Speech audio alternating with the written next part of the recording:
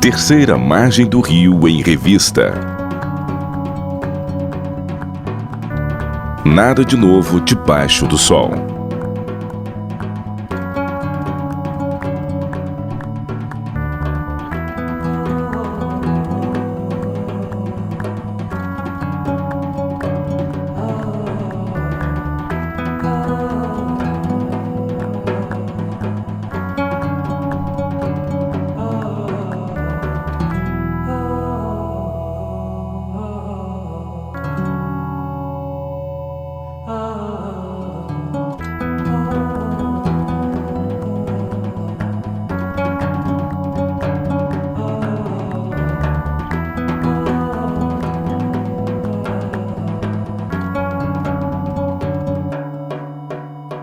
Bem, estamos aqui para mais um programa do Terceira Margem do Rio em Revista.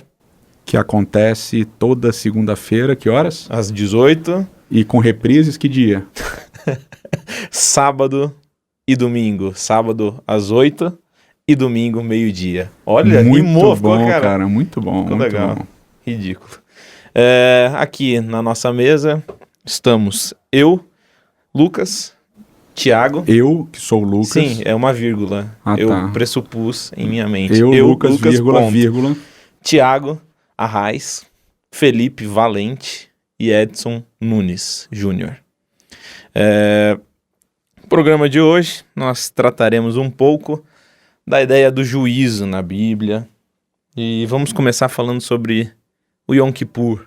O que é o Yom Kippur, Edson? O que é o Yom Kippur, Lucas? O que é? Eu pergunto. Você que é o líder religioso da O comunidade. engraçado é que a gente sempre começa esse programa assim com 5 minutos de enrolação, aí no final Não tem falta tempo, mais, não tem tempo. mais 35 pra acabar o negócio. Mas continua aí que tá legal. Vai. Então, Não. Tiago, o que é o Yom Não, Kippur? eu não. Já que você tá disposto. Olha, Não, se eu eu vou fosse de- vocês, eu responderia, porque se eu responder vai ser o caos. Não, eu vou deixar. Nesse programa a gente não tem escolha. A gente tem que deixar. Ele tá querendo A puxar gente, uma a assunto, gente cara. tem que deixar. Ele tá pedindo. A gente tem que deixar a margem. Ele passa a imagem de que é um coadjuvante, mas na verdade ele quer ser um protagonista. Coadjuvante. Esse é um programa exclusivo, na verdade, que a gente Estamos precisa fazer. sentindo falta de Leonardo Gonçalves, Que é o nosso protagonista. que é o nosso Ele sim. protagonista maior, o nosso mecenas. Exato. Nossa E estrela. falando nisso, Nossa né? estrela. Falando nisso, no último Yom Kippur que nós tivemos aqui na comunidade judaica adventista de Campinas, onde Lucas Iglesias é pastor, e nós tivemos a presença ilustre de Leonardo Gonçalves E de Edson Nunes. e tivemos Leonardo Gonçalves cantando o texto de Êxodo, capítulo 34, que são os 13 atributos de Deus, né, que depois o Lucas vai explicar pra gente imediatamente. Mas a gente vai soltar aqui um trechinho de Leonardo Gonçalves, um trechinho não, a música toda, são 30 segundos de música somente, mas de Leonardo Gonçalves cantando Êxodo, capítulo 34, o pacto dos 13 atributos.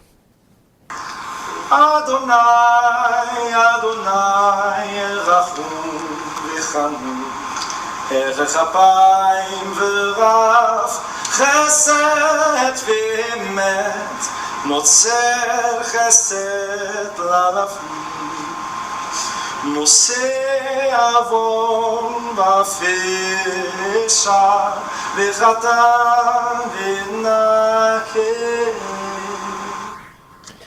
Bem, então vamos começar falando do Yom Kippur Com esse em espírito, si. continuemos, pois.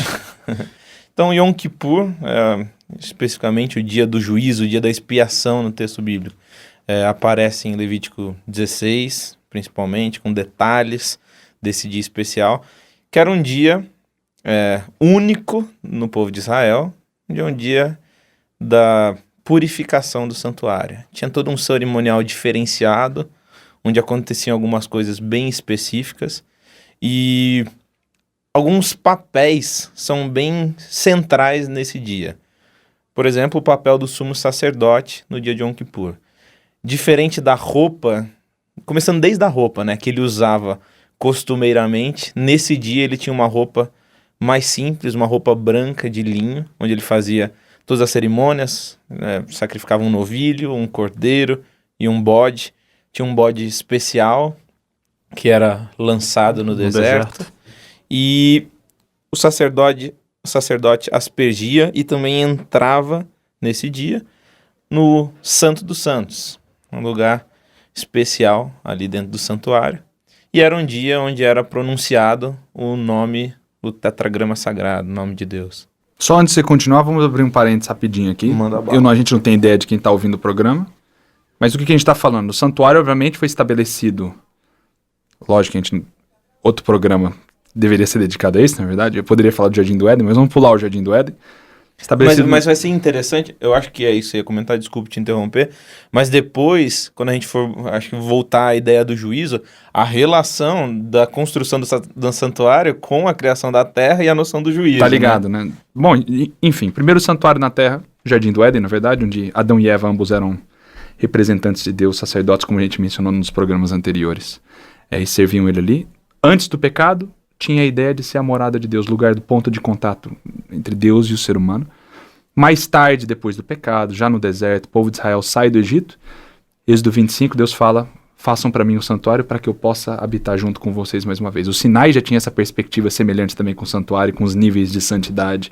Só Moisés podia subir até o topo, os anciãos iam até parte, originalmente o povo inteiro era para ter subido na montanha, esse sacerdócio de todos os crentes foi idealizado por Deus bem cedo na história de Israel. Obviamente Israel não quis não optou por essa realidade, e assim Deus estabeleceu toda uma ordem levítica e tudo mais. Então no santuário, estabelecido no deserto, para que Deus pudesse habitar junto com o povo e para que Deus pudesse lidar com o pecado do povo. Então agora a gente volta para a explicação do Lucas, que dentro desse santuário haviam vários festivais, sacrifícios durante o ano, para lidar com o pecado do povo, para que Deus habitasse com o povo, protegesse o povo como um rei que habitasse no meio dos seus súditos. E obviamente um dia específico no ano era especial, chamado de Yom Kippur. O sacerdote vestia roupas diferentes, bodes eram selecionados, animais eram selecionados, o procedimento era diferente. Desculpa, Lucas, agora retome a lista. Não, eu acho que eu gostei dessa intervenção do Tiago, falando um pouquinho do início do santuário e a relação com a criação, talvez a gente faça no final, né, para dar um clímax. Deixa só um toquezinho, suspense. Um suspense. Mas quando a gente vai para Êxodo, né, Êxodo 25:8, eu gosto pra caramba desse verso, diz assim, Ve'asu li mikdash, ve'sharanti betorham, né, então farão para mim. Isso daí eu sempre gosto de mencionar, o santuário é para quem, né? Eu faço os alunos repetirem isso milhares de vezes, né? O santuário é para quem? É para Deus. O santuário não é para o povo, o santuário não é para Israel, o santuário é para Deus. Para quê? Farão um santuário para mim, né? Farão para mim, Mikdash, um lugar santo, para que eu possa tabernacular, né? O verbo sacano, para que eu possa tabernacular no meio deles. Ou no meio de vocês, né? Então o santuário é de Deus, ou seja, tudo que acontece ali é dele, é para ele, tem a ver com ele, não tem a ver com a gente. Essa organização ela é vital para a gente entender uma série de coisas depois. No Novo Testamento, só um parênteses, vai falar a mesma linguagem para a vinda de Jesus. Ele também veio para ser um tabernáculo entre nós e tudo mais. E a nova cidade que vai descer... Mesma linguagem, mais uma vez. Exatamente. Mesma linguagem, mais uma vez. Todos esses eventos são sobre Deus mais do que sobre o ser humano. Exatamente. E é ele fazendo, é a ação dele. Ou seja, tudo você vai fazer, mas você vai fazer para mim. É para mim. Tudo que vai acontecer ali é para mim. E da maneira que eu determinar. No caso, que é o livro inteiro de... Exatamente. O interessante do Êxodo, acho que é isso. Se a gente parar para pensar, acho que muitas pessoas não entendem, acho que... qual o grande ponto do Êxodo? Porque o livro de Êxodo, você fala... Se o livro fosse sobre o Êxodo, o livro acabaria no capítulo 15, né? O povo saiu, ok. Cantar, mas tem mais 25 capítulos no livro. E aí, o que faz, na verdade? O grande ponto do Êxodo é que o êxodo físico é só parte do êxodo, na verdade. Existe um êxodo espiritual, existe um êxodo que Deus quer preparar para o ser humano e de que ele é o personagem central agora. da mesma maneira que vocês me viram agir no Egito, para que vocês pudessem sair de lá fisicamente do Egito, agora vocês vão ver o que eu vou fazer para que vocês possam sair dessa vida, desse para que jugo. os outros possam sair dessa vida, etc e tal. Porque é basicamente, eu curto Êxodo 25, 8, exatamente por causa de Êxodo 19. Né? Antes de ter santuário, antes de ter tabernáculo no deserto, porque a ideia de santuário já tinha e tal, etc., que a gente vai falar no final do Éden e tal, mas antes da ideia do tabernáculo no deserto, Deus chega para o povo e fala assim, vocês vão ser uma nação santa, um reino de sacerdotes. Então quem é sacerdote? Israel é sacerdote, todo mundo é sacerdote em Israel. Por quê? Porque o conceito de sacerdócio, o conceito de mediação, é o conceito de Israel. Eu tirei vocês do Egito para quê? Para que vocês tirem os outros do Egito, né?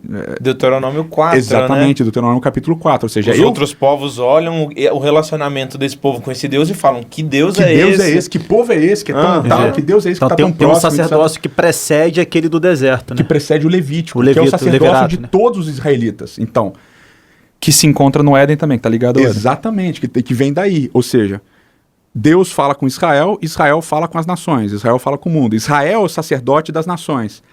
Agora, a partir aqui do capítulo 25, vai ter um lugar especial, né, dentro desse povo que é sacerdote do mundo, para que esse povo tenha um sacerdócio para ele. Então, Israel é sacerdote do mundo, os levitas são sacerdotes de Israel. Então, essa construção é um pouco complexa, etc., mas ela é extremamente importante para a gente entender a função, ou o funcionamento das coisas no Novo Testamento. Porque daí vem aquela confusão clássica, né? A igreja é o santuário. Ou não sei o que. A igreja não é o santuário. Outro programa inteiro, na verdade. Outro programa inteiro. Mas é bom a Mas gente dá pra soltar uma pincelada, porque Pedro fala do sacerdócio de todos os santos. Sim. Porque a igreja não é o santuário. Né? Mas a e o função, pastor é a mesma O questão. pastor não é o sacerdote. O pastor não é o sacerdote. Isso é importante. Então, essas... Não, acho que grande parte, pro ouvinte que E tá nem ouvindo, o sumo sacerdote. se vocês prestarem atenção na igreja, Aí seria um absurdo, né? Mas é bom lembrar. se o ouvinte observar na sua própria igreja, na sua própria comunidade, você vai notar que existem diversos paralelos entre como a igreja é hoje em dia, não apenas na sua estrutura, mas na sua prática com o santuário. Você tem um pátio lá fora, você tem um lugar santo, que é mais ou menos onde está todo mundo sentado, você tem o Santíssimo, onde é pregada a palavra ali na frente. Quando eu era mais novo, se a gente andava correndo lá, era a tapa do ancião na seta lá em cima, porque você está pisando em lugar santo. Então a gente tem essas relações, a gente liga diretamente. O que a gente não sabe é de quanto isso afeta a nossa conduta, por exemplo. Naturalmente a gente tem que ir bem vestido para a igreja, porque é um lugar de pessoas santas. Você não pode ser vulnerável e falar que você tem muito pecado, senão você já não faz parte dos santos. Quando alguém é disciplinado da igreja, é mandado acesso. Praticamente como um bode Azazel pro meio do deserto, você já não faz parte. Então, muito do que a gente faz hoje em dia na nossa conduta de vestimenta, das coisas que a gente faz dentro do contexto religioso de igreja, eclesiástico, fruto de uma misconcepção bíblica. Exatamente, de uma má concepção. É um misconception, não tem uma tradução exata. Me perdoem, ouvintes. Então, não, mas é interessante, porque isso também tem a ver com a nossa maneira de se relacionar com o mundo. Porque quando a gente entende que a igreja é o santuário, o meu relacionamento é para dentro da igreja. Quando eu entendo que o pastor é o sacerdote, o meu relacionamento é com o pastor. Quando eu entendo que eu sou sacerdote, o meu relacionamento é com o mundo e não com a igreja. Então aí o pessoal vai ficar louco, né? Mas o meu relacionamento não é com a igreja, o meu relacionamento é com o mundo. Porque eu sou sacerdote para o mundo. Porque o cristianismo não é para ser exercido dentro da minha comunidade somente, né? Mas isso que não é problemático. Não prioritariamente. Se a gente olhar para Jesus, a gente vai ver o perfeito exemplo, na é verdade? Sim. Ele veio exemplificando o que aconteceu. Ele veio para a igreja? Não, ele veio para salvar aqueles que estavam perdidos. Ponto final. Eu não vim para os que estavam sãos, falou Jesus. Uhum. E a igreja é o quê? É o corpo de Cristo na terra, meu amigo. Então, qualquer tipo de questionamento, a gente tem que baixar um pouquinho a percepção, ficar um pouco tranquilo, como o Edson falou no programa atrás. Porque a realidade é essa. Em qualquer momento que você se sente tentado a pensar que o que você está pensando está fora da linha bíblica, olha para Cristo. Então, só aproveitando, já que você falou da centralidade de Cristo no processo, o Paulo escreve, né? A gente acredita, Paulo escreve o livro de Hebreus exatamente para mostrar isso para a galera da época. Então veja, quando eu volto em Êxodo 25, o santuário, faça um santuário para mim. Então quem resolve o santuário, quem comanda o santuário é Deus. Aí Paulo escreve e fala assim, olha, não precisa mais de sacerdote. Por quê? Porque Cristo é o sacerdote.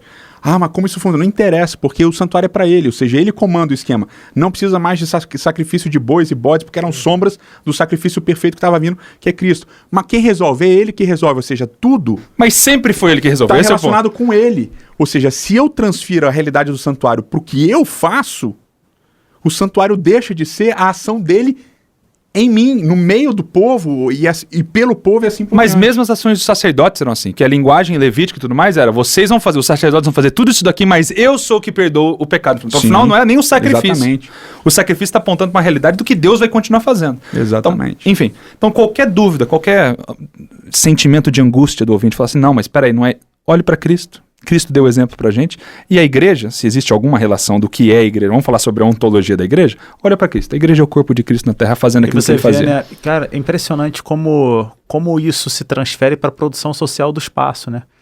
Porque quando a gente chega na igreja, quando a gente chega na maneira como ela é definida arquetipicamente, né, construída, a maneira como nós nos comportamos nela, e quando eu falo igreja, já estou usando aqui uma palavra que é extremamente polissêmica, né? Porque eu já estou falando do lugar onde nós nos reunimos, né? Que a gente não é o acha sentido, que não é, que não é o que não é o sentido sentido do texto. A carral não é o lugar, a carral são as pessoas. Né? congregação. A igreja não é o Exatamente. lugar, mas a gente faz as duas coisas. Bom, E aí a gente, muito bom, Felipe, muito pega bom. o espaço Excelente, e a gente... Felipe, fantástico, Felipe. Desculpa, eu incorporei o ar Não, sem querer. não. Ah, eu que sou o que elogio. Imitar Imitar Raiz. Não, é brincadeira.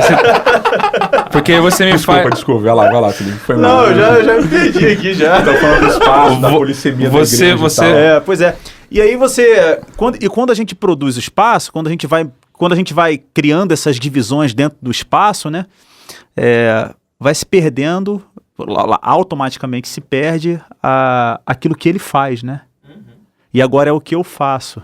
E o que, então, entre aspas, né, eu estou tirando complicado. Deus do lugar dele, né? É complicado. Estou me arvorando a esse...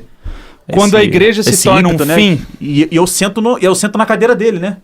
Eu sento na cadeira dele. Quando a igreja se torna um fim, nós temos um problema, não é verdade? E no Yom Kippur é interessante essa relação de dependência dessa figura do sacerdote. O Lucas né? levou a Nesse gente de dia. volta pro Yom Kippur, finalmente. Tô O programa descendo foi o 15 avião, minutos sobre sacerdote. Tô descendo o avião de volta para o Yom Kippur. Era o nosso tópico, na verdade. Muito Sutilmente, mas você percebeu. bom. Não, eu saquei. Vamos voltar pro Yom Kippur, porque mas daria um programa só sobre santuário, Não, sobre mas como a isso gente tá funciona, na fazendo um verdade. programa só sobre santuário. Depois a gente Lucas, pode fazer um É, o outro, Lucas que tá querendo... Pois desculpa, então Não, podem volta, falar. Não, mas é Volta, interessante. não, não, O a gente Lucas tem é o nosso sacerdote, nosso Pra gente mediador pensar no agora. Yom Kippur, pra gente pensar no Yom Kippur, a gente tem que entender o serviço do santuário, Claro, né, todo. Então, claro. você tem um serviço diário, você tem um sacrifício diário, agora o sacrifício feito de manhã à tarde pelo sacerdote, etc e tal. É o sacrifício para todo mundo. Você tinha as pessoas que levavam seus sacrifícios, vários tipos de sacrifício, etc e tal. E você tinha tudo isso acontecendo no altar de sacrifícios, né? O sangue sendo aspergido nas 4 pontas do altar, etc. Aí ele entrava dentro do lugar santo com as brasas, né? Do altar de sacrifício, que foi aceso de uma certa maneira por Deus e tal. E Desculpa, Não, mas- Edson, é interessante até, né, que a gente estava comentando dessas diferenciações de espaço e de santidade dentro do templo, né? Essa relação que você estava comentando do que é aceso o altar de sacrifício e como esses graus, essas gradações de santidade parece que não existem no templo, por mais que sejam lugares restritos para momentos específicos. Então, a gente vai né? falar disso daqui a pouco. E se né? todos Ou os não, se você então, deixar, se você deixar eu desculpa. concluir. Agora, olha só, agora deixa eu fazer uma pergunta. Então, dessa forma, o juízo ele é para resgate do homem? Então, Ou veja não. só. A gente vai A falar gente vai daqui a falar pouco. sobre isso agora. Eu tô falando, são 17 minutos. Se vocês deixarem eu falar. Vamos deixar o Edson, então. Mas o esquema do santo, né? Então, quando é inaugurado o santuário, diz o texto que sai fogo do lugar santo dos santos, da onde está o trono de Deus, segundo o livro de Salmos, etc e tal, sai fogo e consome o sacrifício e acende entre aspas, né, a pira ali do altar de sacrifício, e a partir dali o sangue que ele vai, do sacrifício, ele vai levar numa cumbuquinha, junto com as brasas para dentro do lugar santo, e lá ele vai aspergir nas pontas do altar de incenso com uma mistura de várias ervas aromáticas. Ele vai colocar aquela brasa que veio do altar de sacrifício no altar de incenso e vai encher o templo com fumaça e com cheiro, né? Imagina um lugar que tem sangue para todo lado, não é cheiroso, né? Negócio meio disgusting, meio nojento, mas aí com aquele cheiro aromático vai perfumar tudo. E aí ele vai interceder pelo pecador, individual e coletivamente. Ele vai interceder por todo mundo e ele sai e terminou aquele serviço para perdão dos pecados. O responsável inicial por esse serviço de perdão dos pecados é quem? É o pecador. É o cara que vai atrás do perdão. Ele vai buscar o perdão. Onde é que ele busca o perdão? Ele busca num lugar que não é dele. Ele não pode conseguir um perdão para ele. Ele busca o perdão, mas o perdão ele ganha. Num lugar que não é dele, né? Que é o santuário. E aí você tem o Yom Kippur. No deserto que não é território de ninguém. Num deserto que não é território de ninguém. Também traz algo sobre o santuário, mas Sim. vamos pular essa parte. Continua com o seu assunto. E aí você chega no Yom Kippur, que você tem todo o serviço acontecendo da mesma maneira, e você tem um adendo que é a expiação. Então, infelizmente, o ouvinte não tem como ver um quadro, né, que a gente podia desenhar aqui, mas todo momento do ano, você tem a entrada no lugar santo e a saída. O pecado entra no lugar santo, mas ele não sai. Ele permanece dentro do santuário. Ele permanece dentro do santuário. Então é o ano todo uma seta só de entrada. Quando chega em Yom Kippur, o pecado entra. Agora ele entra não só no lugar santo, mas ele vai para o Santíssimo, porque o sangue é aspergido sobre as 4 pontas do altar da Arca da Aliança. Não sobre sobre o capote, sobre a cobertura da Arca, onde está a Shekinah, onde está a presença de Deus, etc. O assento de Deus. O assento de Deus, é o trono de Deus, né? E aí ele sai, agora sim ele sai e ele transfere, ele joga esses pecados pro bode Azazel que vai levar e tal, então os pecados são tirados. Ou seja, o interessante do Yom Kippur, desse processo de juízo, é o seguinte: você busca o perdão, ele te dá o perdão, você não pode conseguir o perdão por você, você ganha o perdão. Agora a expiação é um processo que todo ele acontece fora do indivíduo. Ele acontece através de Deus, por Deus, na ação de Deus, etc. e tal. Só ele que pode resolver, por Só iniciativa ele que pode dele. resolver. A questão do espaço, Felipe, que eu acho fantástico, e eu peço para o ouvinte não escrever nenhum texto sobre isso, porque eu ainda vou publicar isso algum dia. Mas é... Boa, agora eles estão pensando sobre isso. Agora Antes eles não estavam, pensando. mas agora eles estão pensando sobre Que é Êxodo capítulo 29. Tá? Você vai fazer a consagração do altar de sacrifício, e esse altar de sacrifício ele vai ser chamado de o Santo dos Santos. Né? Êxodo capítulo 29, e agora eu estou tentando achar, a partir do verso 37. 7 dias você vai fazer expiação sobre o altar e vai santificá-lo, e o altar vai ser Santo dos Santos. Tudo que tocar o altar será santo. Né? Então a gente tem, como o Lucas estava falando, essa ideia de gradação de santidade, né? Você tem o pátio, o pátio é para todo mundo, tem um sacrifício lá, uma zona, bezerro para todo lado, e tal. E a gente Qualquer um pode entrar. Qualquer um pode entrar e tal. Aí você tem um lugar santo, bom, aí é todo sacerdote, e o lugar santíssimo que é só o sumo sacerdote, que é onde está o trono de Deus. Então você tem o pátio, o santo e o santo dos santos. E quando a gente lê Êxodo 29, o altar de sacrifício é chamado de o Santo dos Santos. Ou seja, o santuário, o Mikdash, o lugar santo, ele não tem gradação de santidade. Ele começa com o Santo dos Santos e ele termina com o Santo dos Santos. E o interessante é que o único objeto dentro do santuário que confere santidade a qualquer coisa, nem a Arca da Aliança faz isso, é o altar de sacrifício, que todos tinham acesso.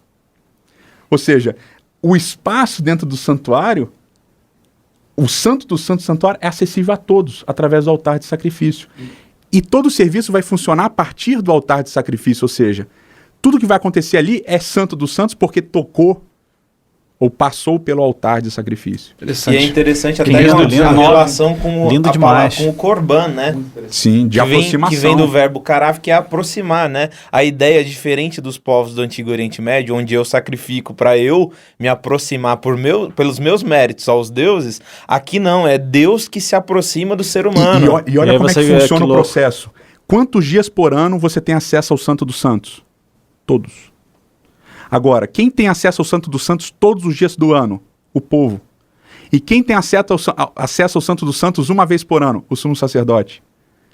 É o Então contrário, né? o Santo dos Santos vem, eu me encontro com ele, mas uma vez por ano o Santo dos Santos vai ao Santo dos Santos. E aí a expiação, o juízo acontece. Isso casa certinho com a fala de Paulo em Hebreus, né?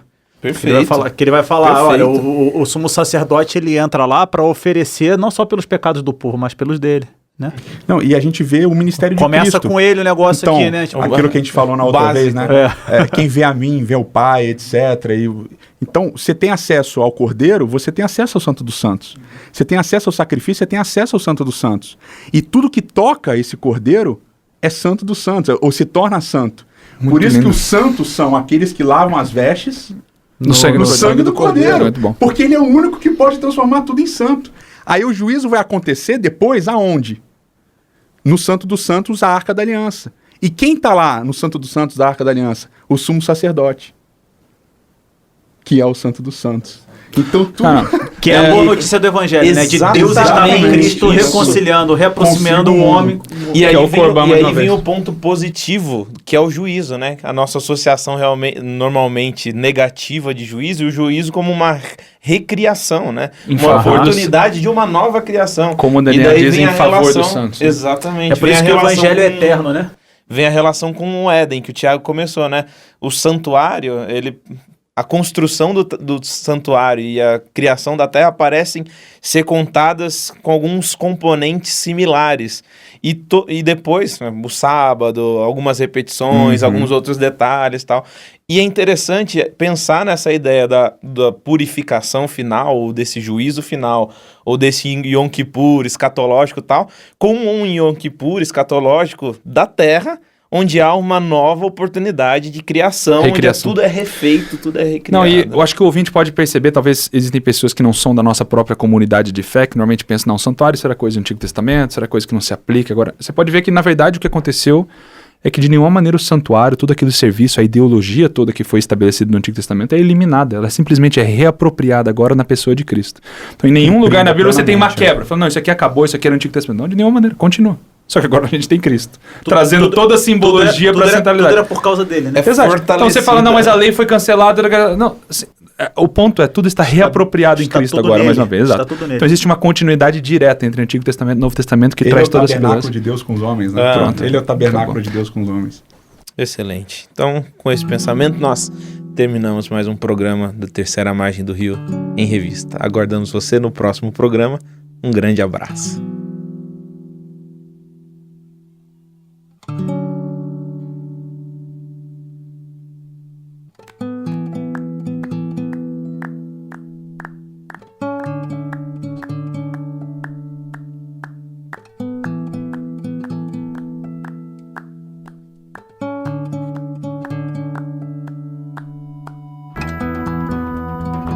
Terceira Margem do Rio em Revista. Nada de novo debaixo do sol. Apresentação: Edson Nunes Júnior, Lucas Iglesias, Leonardo Gonçalves, Felipe Valente, Tiago Arraes. Trilha sonora: Gabriel Iglesias. Sonorização: Jeter Miguel e Matheus Benhur. Produção: Marcelo Matos.